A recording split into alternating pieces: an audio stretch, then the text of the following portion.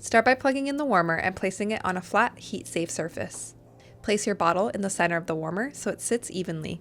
Add fresh room temperature water until it reaches the same level as the milk inside the bottle.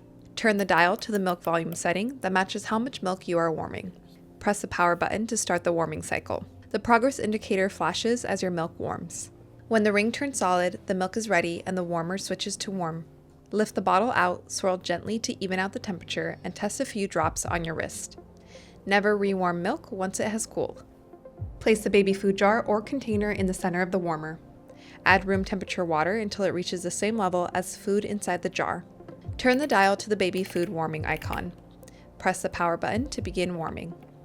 The progress ring will flash while the food warms. Because baby food thickness varies, the warmer cannot detect the exact warming time, so stir during warming and check the temperature often.